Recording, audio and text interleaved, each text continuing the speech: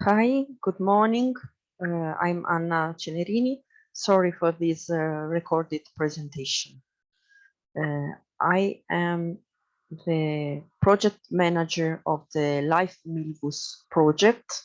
In the first part of my presentation, I will describe a little bit this project, while in the second one, I will provide you some information on wildlife poisoning in Italy. The Life MILVUS project is in progress in the Aspromonte National Park in southern Italy, in Calabria region, and in Corsica Island in France, in two regions of the island, Ajaccio region in the west part of the island, and in Balan region in the northwest part of the island. The coordinating beneficiary is the Parco Nazionale dell'Aspromonte, and the project will end in 2025.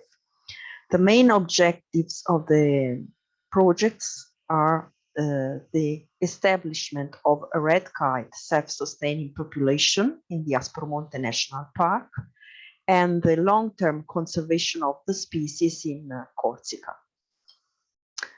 The red kite in Italy. The Italian population is listed as vulnerable, and up to the 19th century, the red kite was widespread and common. Then the species suffered an important decline. And actually, there are about 400 and 500 pairs. And the trend shows it seems to be increasing. The distribution area is fragmented, and most of the pairs are localized in southern Italy, in Basilicata, especially in Basilicata region. A new population established in southern Tuscany, thanks to a reintroduction program which was carried out within two life projects. And these programs ended in 2014. So in Tuscany now there are about 40, 50 pairs, and the species is expanding. In Sicily and in Sardinia, the species suffered a strong decline in the last decades.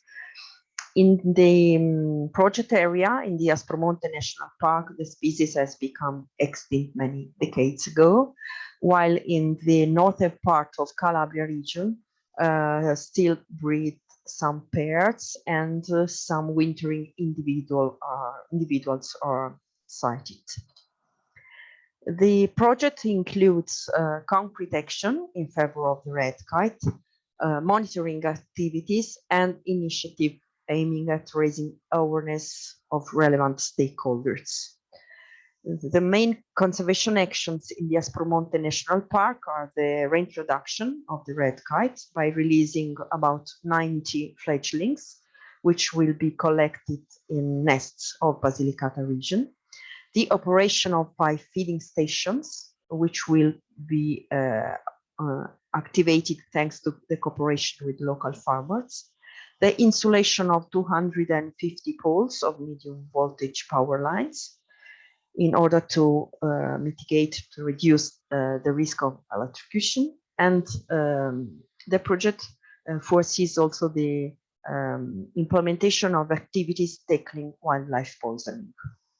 In Corsica, the main conservation actions are the clearance of vegetation to reduce fire risk around vulnerable nests, the conclusion of agreements with landowners to protect sensitive areas and to reduce the use of rodenticides, and the conclusion of agreements with local authorities to introduce rules for the protection of sensitive areas for the species into town planning regulations. In the Aspromonte National Park will be some actions in order to tackle the use of poison will be carried out. First of all, the deployment of anti-poison dog units, which are already operational in Italy and managed by the Carabinieri Forestali. A course will be organized and will target the staff of the Carabinieri department of the park, and it will focus on methods and tools for preventing and combating wildlife poisoning. And an awareness raising campaign will be developed to tackle the illegal use of poison and the use of rodenticides, and it will target livestock breeders, farmers, and hunters. About wildlife poisoning in Italy. The main motivations leading to the use of poison bait are the same as those in other European countries. So extermination of predators, of stray dogs, and so on. There are some local motives which are the trigger of the use of poison.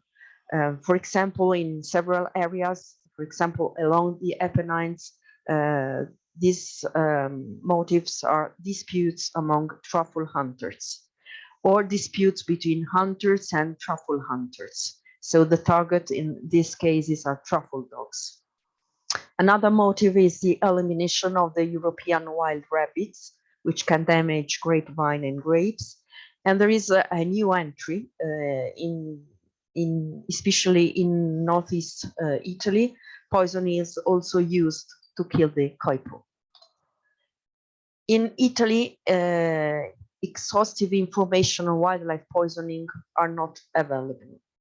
Up to 2019, there was a national database on poisoning incidents.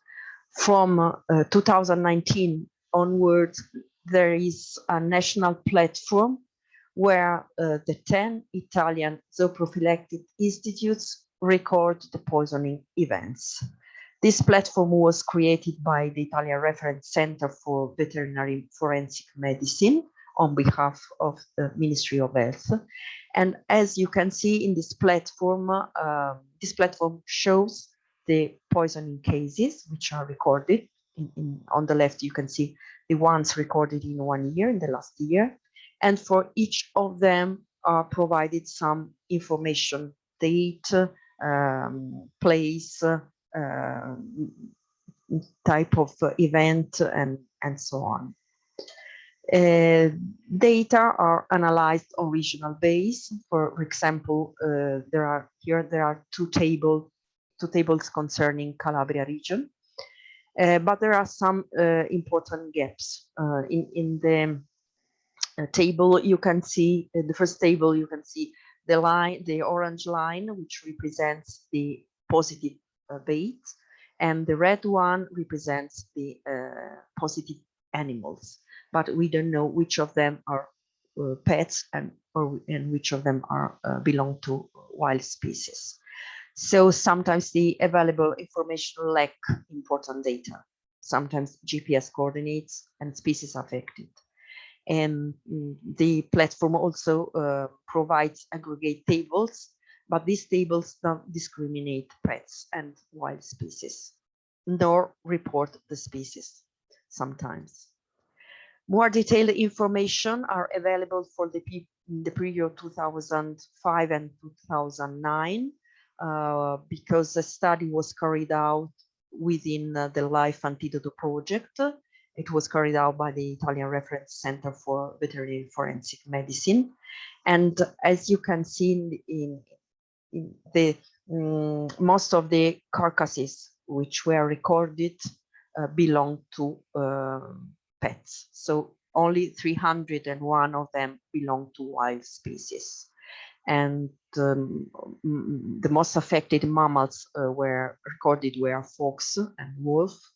And we have no clear information about birds, and especially about raptors. The most affected species was the buzzard, and we don't know much on the issue. A time distribution is showed by in this study. So there are two peaks. One peak in spring in some regions, and also a peak in autumn. The first one coincides with the release of game species and with the cattle getting out of the barns. The peak in autumn coincides with the truffle hunting season. And in the table, you can see the most commonly detected groups of toxic substances, and often cocktail of toxics are used. The level of the practice and the impact on wildlife are poorly known. There are criticisms in data recording. There are few notifications and detection. And in Italy, we have a problem. We have a lack of sentinel wild species due to the small scavenging raptors population size. And furthermore, few scavenging raptors are monitored through GPS devices. And so the Life Eurokite project can provide a crucial contribution to improve our knowledge on the impact of poisoning on raptors. For sure, we know that in recent years, 2 red kites died due to poisoning. One red kite was killed in Umbria region in April 2013. It was released in a regional park in central Italy 1 year before, within the Life Save the Fly project. It was poisoned with a cocktail of toxics. Another red kite, was poisoned in March 2017 in a hunting reserve in Tuscany, in the province of Siena. It was born and targeted in 2015 in Czech Republic, and he had spent the winter with the new population of red kites in Tuscany. 2 more red kites died in hunting reserves, but since the carcasses were found too late, it was not possible to ascertain the cause of death. So we think that hunting reserves are black spots for poison, and they should be especially watched. Now the Endangered Raptor Center Association is cooperating with the Life Eurokite team in order to find as soon as possible the carcasses of dead red kites, and thus enable the cause of death to be ascertained. So we think that there are several criticisms in preventing and combating the use of poison. For example, there is no direct connection between the zooprophylactic institutes and the anti-poison dog units. There are delays in performing the urgent inspections by the ADU. There are gaps sometimes in the field work carried out by the police corps. There is a lack, an important lack, we think. There is a lack of a national specialized team for the investigation of the most important poisoning incidents. And there are issues related to the legislation and the general interest. There is the lack of a specific national law. There are some regional laws and a ministerial decree, but there isn't a specific law. There is poor knowledge of the policy by some actors which are involved in the management of poisoning events, first of all by the measures. There is scarce interest by politicians toward the issue and by the judiciary. And in my opinion, environmental organizations don't lobby enough for increasing the efforts against this crime. Thank you for your attention and good job.